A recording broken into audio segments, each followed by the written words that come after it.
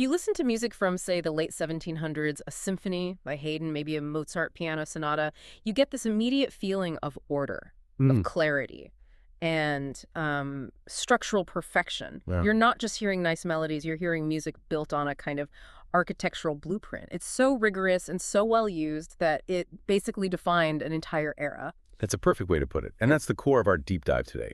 We're taking a shortcut to really getting the foundation of Western classical music. We're talking about the classical period, which is roughly 1750 to 1830. Our whole mission here is to understand the theoretical structures that gave this era its unique sound. And we're going to focus on the ultimate organizing principle, the brilliant design known as sonata form. This is where composers built all their drama and resolution just by playing with musical keys. Okay, so let's unpack the period itself. We're talking about a huge cultural shift.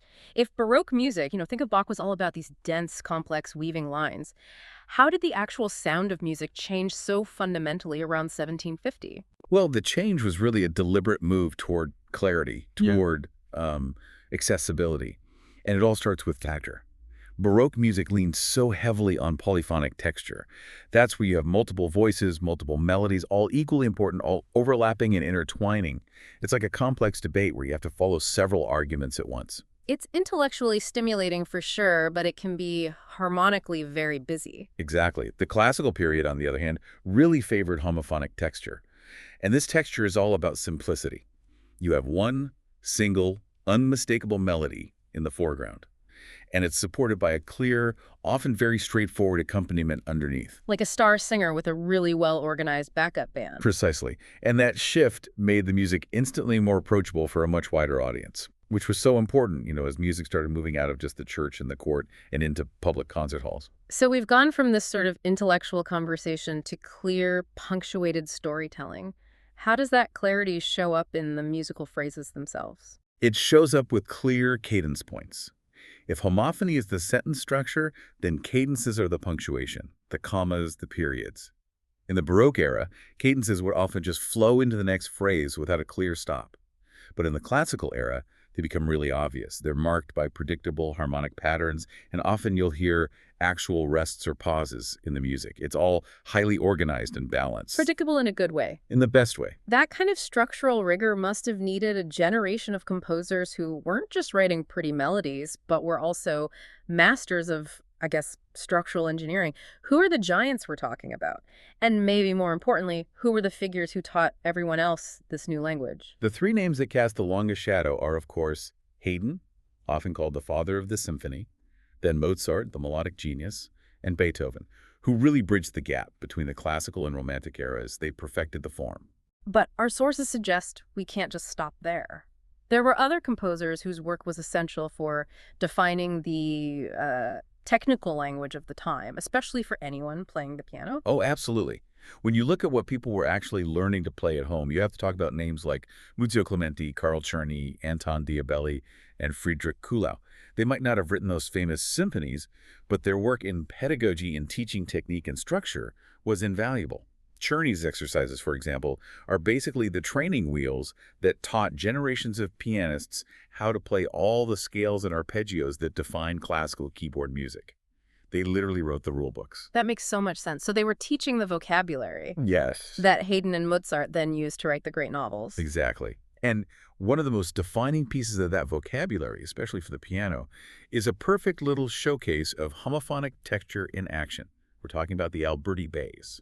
Okay, before we tackle the huge structure of sonata form, let's zoom in on this one technique because it really does instantly transport you to a drawing room in like 1780.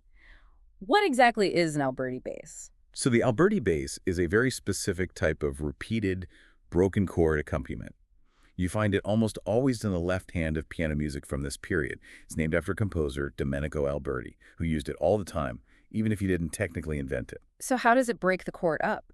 Instead of playing the notes of a chord all at once, the pattern breaks them up and plays them one after another in this rapid, continuous motion. The standard pattern is low, high, middle, high. So if you're playing a C major chord, that's C, E, and G, the left hand would just constantly repeat C, G, E, G over and over. I can see the genius in that. It's so functional. It gives you this constant harmonic support and rhythmic energy, but it never, ever distracts from the main melody in the right hand. It's the perfect example of homophony at work. It is. It's efficient, it's supportive, it's foundational. And just as the Alberti Bass provides a stable backdrop for a single phrase, sonata form provides the stable, dramatic blueprint for an entire movement. All right, now for the main event. Sonata form, or sometimes you see it as sonata allegro form, is the structural centerpiece of the entire classical period. It's used for the first fast movement of pretty much every major work, symphonies, sonatas, you name it. So what are the three main acts of this musical drama? It's a really logical three-part structure, and it's all built around tension and release, which is dictated entirely by key relationships. The three acts are, first, the exposition. This is where the themes and the initial tonal conflict are introduced. Second is the development. This is the middle, tumultuous section where the themes get manipulated and the music travels far away from its home key.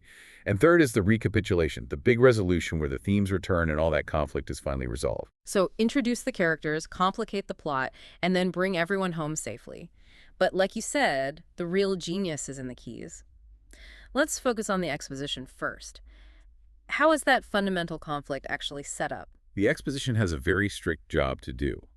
It has to introduce two contrasting themes and establish a tonal contrast between them. It's a journey from certainty to doubt. And we start with certainty. Yes.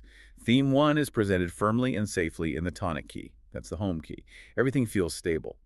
But then the composer has to build a bridge or a transition that modulates or changes key to get ready for the second theme. And theme 2 is where the drama really begins. Exactly. Theme 2 cannot be in the home key. If the tonic is a major key, let's say C major, the second theme is almost always presented in the dominant key. That's the key built on the fifth note of the scale. So for C major, that would be G major.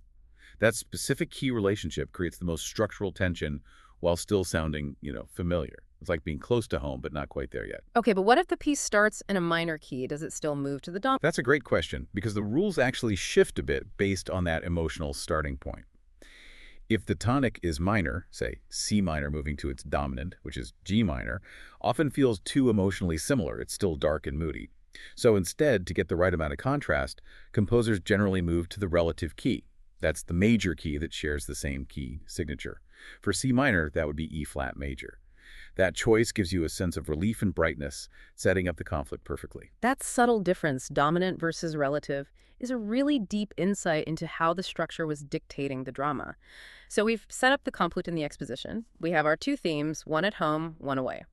Now this brings us to what you called the chaos, the development section. Our sources were pretty brief on this. What is actually happening musically in the development? The development is the composer's intellectual playground. For a theorist, it's maybe the most exciting part, because the composer finally gets to break the rules. It really functions like a storm. The composer takes little fragments or motives from both theme 1 and theme 2, and instead of presenting them whole, they chop them up, they sequence them, they manipulate them. So if the exposition introduced two well-dressed characters, the development basically pairs their clothes up and throws them in a blender. That is a fantastic analogy. And harmonically, the music is modulating constantly, sometimes very rapidly, moving through all sorts of different, often distant keys. The whole goal is harmonic instability, unpredictability. But structurally, the development has one final job. It has to end by driving really hard back toward the dominant key of the original tonic. And why the dominant key right before the big return? Because that dominant chord creates the absolute maximum tension. It's this desperate feeling of needing to resolve. It acts like a giant musical slingshot, building up all this energy that can only be released by crashing back into the start of the recapitulation. If you're listening to a classical piece and you hear this intense wandering suddenly stabilize and then start hammering on a chord sequence, the recapitulation is just moments away. That is the ultimate setup for relief. Which brings us to the final act, the recapitulation. The conflict has been stirred up, the themes have been shredded. How does the recapitulation finally fix the musical problem that was set up way back in the exposition? The recapitulation resolves everything through tonal unification.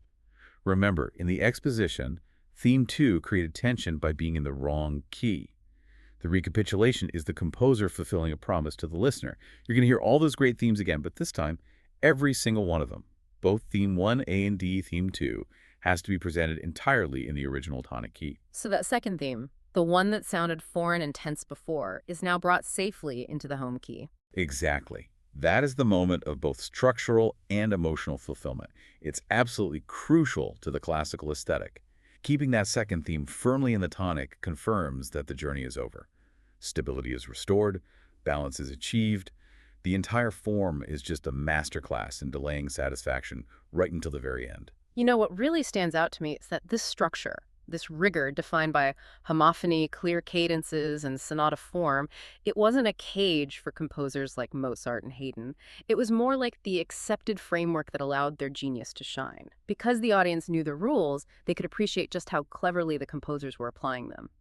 By mastering the structure, we get access to the composer's core idea of tension and release. And if we connect that to the bigger picture, knowing the blueprint lets us understand the emotional impact. The dominance of the tonic in the recapitulation isn't just a rule on a page, it's an intellectual and emotional promise being fulfilled.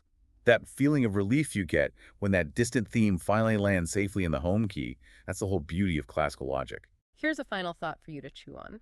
If the Baroque period was defined by complex, weaving polyphony and the classical period by this crystalline structure, this homophony, how does knowing these tight constraints help us understand what came next?